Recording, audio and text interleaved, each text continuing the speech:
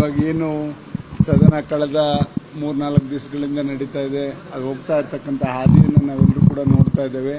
ಹೀಗಾಗಿ ನಾವೆಲ್ಲರೂ ಕೂಡ ಶಾಸಕಾಂಗ ಪಕ್ಷದ ಸಭೆಯೂ ಕೂಡ ಈಗ ಜನತಾದಳದು ನಡೀತು. ನಾವು ಬೆಳಗ್ಗಿಂದನೂ ಕೂಡ ಏನು ಬಿಜೆಪಿಯವರು ನಾವೆಲ್ಲರೂ ಕೂಡ ಏನು ಅನೂರ್ನಲ್ಲಾದಂಥ ಒಂದು ಫೈರಿಂಗ್ ಘಟನೆ ಇರ್ಬೋದು, ಅದರಲ್ಲೂ ಕೂಡ ಉದಾಸೀನವಾಗಿ ತಗೊಂಡಂಥದ್ದು ಸರ್ಕಾರನೂ ಕೂಡ ನಾವು ನೋಡಿದ್ವಿ. ಹೇಗೆ 3 ಜನದ ಪ್ರಾಣ ಹೋಗಿದೆ, ಪ್ರಾಣನ ಇವರು ಏಕಾಏಕಿ ಬಲಿ ಕೊಟ್ಟಿದ್ದಾರೆ. ಇವ್ರಿಗೆ ಯಾರು ಅವ್ರಿಗೆ ಸ್ವಾತಂತ್ರ್ಯ ಕೊಟ್ಟರು, ಇವ್ರಿಗೆ ಯಾರಿಗೆ ಹಕ್ಕು ಕೊಟ್ಟರು ಫಾರೆಸ್ಟ್ ಇಲಾಖೆಯವ್ರಿಗೆ, ಇದೆಲ್ಲದೂ ಕೂಡ ಗಂಭೀರವಾಗಿ ತನಿಖೆ ಆಗಬೇಕು, ಸೂಕ್ಷ್ಮತೆಯಿಂದ ಇದ್ರ ಹೊರ ಬರಬೇಕು. ಆ ಥರ ಯಾರಿಗೂ ಕೂಡ ಒಬ್ಬ ಮನುಷ್ಯಂದೇ ಆಗಲಿ, ಒಂದು ಪ್ರಾಣಿ ನಾಯಿನ ಸಾಧಿಸೋಕ್ಕೂ ಕೂಡ ಇವತ್ತು ಯಾರಿಗೂ ಕೂಡ ಪರ್ಮಿಷನ್ ಇಲ್ಲದಂಥ ಸಂದರ್ಭದಲ್ಲಿ ಇವತ್ತು ಮನುಷ್ಯ ಪ್ರಾಣನ ಅಷ್ಟು ಸುಲಭವಾಗಿ ಇವರು ತಗೊಂಡಿರ್ತಕ್ಕಂಥದ್ದು ಇದು ಸರಿಯಲ್ಲ ಅಂತಕ್ಕಂಥದ್ದು ನಾವೆಲ್ಲರೂ ಕೂಡ ವಾದವನ್ನು ಎಲ್ಲರೂ ಕೂಡ ಎರಡೂ ಪಕ್ಷದವರು ಕೂಡ ಮಾಡಿದ್ವಿ.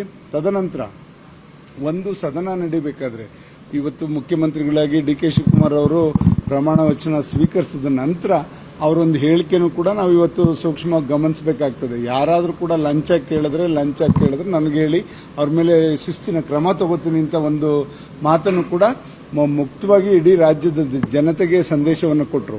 ಇದನ್ನು ನೋಡಿದಾಗ ಎಲ್ಲೋ ಒಂದು ಕಡೆ ನೀವೇ ನೋಡಿದಿರಿ, ಇಂದಿನ ಲೋಕಸಭಾ ಚುನಾವಣೆ ಸಂದರ್ಭದಲ್ಲಿ ವಾಲ್ಮೀಕಿ ಹಗರಣ, ಅದು ದೊಡ್ಡ ಹಗರಣ. ಆ ಸಂದರ್ಭದಲ್ಲಿ ಸನ್ಮಾನ್ಯ ಸಿದ್ದರಾಮಯ್ಯನವರು ಮುಖ್ಯಮಂತ್ರಿಗಳಾಗಿದ್ದರು. ಅವರು ಹೇಳಿದ್ರು 187 ಕೋಟಿ ಅಲ್ಲ, ಬರೀ 87 ಕೋಟಿ ಅಂತಕ್ಕಂಥದ್ದು ಅವರೇ ಕೂಡ ಹೇಳಿದಂಥದ್ದು ಕೂಡ ನಾವೆಲ್ಲರೂ ಕೂಡ ಮಾಧ್ಯಮದ ಮುಖಾಂತರ ಗಮನಿಸಿದ್ದೇವೆ. ಇದಾದರೂ ಕೂಡ ಇನ್ನೂ ಅವನೇನು ತಪ್ಪಿತಸ್ಥನೇ ಅಲ್ಲ ಅಂತಕ್ಕಂಥ ರೀತಿಯಲ್ಲಿ ಮತ್ತೆ ಅವರಿಗೆ ಮಂತ್ರಿ ಸ್ಥಾನವನ್ನು ಕೊಟ್ಟಿರ್ತಕ್ಕಂಥದ್ದು, ಇದೆಲ್ಲ ನೋಡಿದಾಗ ಅಂಥವ್ರನ್ನ ಕೂರಿಸ್ಕೊಂಡು ಸದನ ನಡೆಸಿದ್ರೆ ಎಷ್ಟು ಘನತೆ ಗಾಂಭೀರ್ಯ ಬರ್ತದೆ ಅಂತಕ್ಕಂಥದ್ದು ನೀವೇ ಯೋಚನೆ ಮಾಡಬೇಕಾಗುತ್ತೆ. ಇದನ್ನು ರಾಜ್ಯದ ಜನತೆ ನೋಡ್ತಾ ಇರ್ತಾರೆ. ಈ ನಿಟ್ಟಿನಲ್ಲಿ ಅಂಥವ್ರನ್ನ ಕೂರಿಸ್ಕೊಂಡು ನೀವು ಈ ಸದನ ನಡೆಸಬಾರ್ದು ಅಂತಕ್ಕಂಥದ್ದು ನಾವಿಬ್ಬರು ಕೂಡ ಬಿಜೆಪಿಯವರು ಮತ್ತು ನಾವು ಇಬ್ಬರು ಕೂಡ ಇವತ್ತು ಪ್ರತಿಪಾದನೆಯನ್ನು ಮಾಡಿ ಅವ್ರನ್ನ ತೆಗೆದು ನೀವು ಸದನವನ್ನು ನಡೆಸಿ ಅಂತಕ್ಕಂಥದ್ದು ನಾವು ಹೋರಾಟಗಳು ನಡೀತಾ ಇದೆ. ಇದಾದ ನಂತರ ಇದೆಲ್ಲದಕ್ಕೂ ಮಿಗಿಲಾಗಿ ನಮಗೆ ಬೇಕಾಗಿರ್ತಕ್ಕಂಥದ್ದು ರಾಜ್ಯದ ಜನತೆ ಹಿತ, ರೈತರದ್ದು ಮತ್ತು ಅಲ್ಲಿ ಈ ಬರಗಾಲದ ಪರಿಸ್ಥಿತಿನ ನಾವು ಎತ್ಕೋಬೇಕು ಅಂತಕ್ಕಂಥದ್ದು ಈಗಾಗಲೇ ಎರಡೂ ಪಕ್ಷದವರು ಕೂಡ ತೀರ್ಮಾನ ಮಾಡ್ತೇವೆ.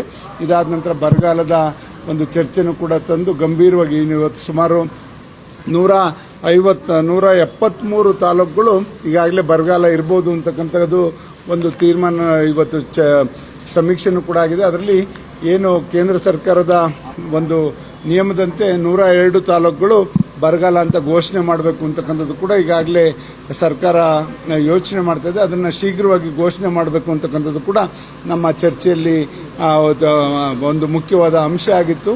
ಅದಾದ ನಂತರ ಇವತ್ತು ಬಿಡದಿ ಟೌನ್ಶಿಪ್ ಯೋಜನೆ ಇರ್ಬೋದು, ಇದ್ರ ಬಗ್ಗೆನೂ ಕೂಡ ಕೂಲಂಕುಷವಾಗಿ ಚರ್ಚೆ ಮಾಡಿ ಅದರಲ್ಲಿ ಆಗಿರ್ತಕ್ಕಂಥ ಲೋಪದೋಷಗಳು, ಇವರು ಯಾವಾಗಲೂ ಕೂಡ ಕುಮಾರಸ್ವಾಮಿ ಅವ್ರ ಕೂಸು ಅಂತಕ್ಕಂಥದ್ದು ಏನು ಹೇಳ್ಕೊಂಡು ಹೊರಟಿದ್ದಾರೆ. ಇವರು ಸದನ ಸಮಿತಿಯ ಒಂದು ಸತ್ಯಶೋಧನಾ ಸಮಿತಿಯನ್ನು ಮಾಡಿ ಅದರಲ್ಲಿ ಏನೇನು ವರದಿ ಕೊಟ್ಟಿದ್ರು ಇದೆಲ್ಲ ಕೂಲಂಕುಷವಾಗಿ ನಾವು ಚರ್ಚೆ ಮಾಡಿದ್ದೇವೆ. ಇದನ್ನು ಬೆಳಕಿಗೆ ತಂದು ಯಾರು ಇದರಲ್ಲಿ ಭಾಗಿಗಳಾಗಿದ್ದಾರೆ, ಯಾವ ಉದ್ದೇಶಕ್ಕೋಸ್ಕರ ಇದನ್ನು ಮಾಡ್ತಾ ಇದ್ದಾರೆ ಅಂತಕ್ಕಂಥದ್ದನ್ನ ಸದನದ ಮುಂದೆ ಇಡಲಿಕ್ಕೆ ನಾವೆಲ್ಲರೂ ಕೂಡ ತಯಾರಿಯನ್ನು ಮಾಡ್ಕೊಂಡಿದ್ವಿ. ಇದಾದ ನಂತರ ನೈಸ್ ಒಂದು ಕಂಪ್ನಿಯವರು ಯಾವ ರೀತಿ ರೈತರಿಗೆ ವಂಚನೆಯನ್ನು ಮಾಡಿದ್ದಾರೆ, ಎಷ್ಟು ಭೂಮಿಯನ್ನು ಅವರು ತಗೊಂಡಿದ್ದಾರೆ, ಇದೆಲ್ಲದೂ ಕೂಡ ಕೂಲಂಕುಷವಾಗಿ ಚರ್ಚೆ ಮಾಡಿ ಈ ಥರ ಸಾರ್ವಜನಿಕರ ಆಸ್ತಿನ ಯಾವತ್ತೂ ನಾವು ಲೋಪ ಆಗ್ಲಿಕ್ಕೆ ಬಿಡಬಾರ್ದು, ಯಾರ್ದೋ ಒಬ್ಬರು ಸೊತ್ತಾಗಬಾರ್ದು, ಯಾರ್ದೋ ಇದು ಕಪಿಮುಷ್ಟಿಗೆ ಸಿಗಾಕೋಬಾರ್ದು ಅಂತಕ್ಕಂಥ ನಿಟ್ಟಿನಲ್ಲಿ ಇವೆಲ್ಲವನ್ನೂ ಕೂಡ ಬೆಳಕಿಗೆ ತಂದು ಇವತ್ತು ಇದ್ರ ಜೊತೆಯಲ್ಲಿ ಎಷ್ಟೋ ಲಕ್ಷ ಮರಗಳನ್ನೂ ಕೂಡ ಹಾಕಕ್ಕೆ ಹೊರಟರು ಈ ಸರ್ಕಾರ. ಅವು ಯಾವ ಪರಿಸ್ಥಿತಿಯಲ್ಲಿ ಇದ್ದಾವೆ ಗೊತ್ತಿಲ್ಲ ಈಗ.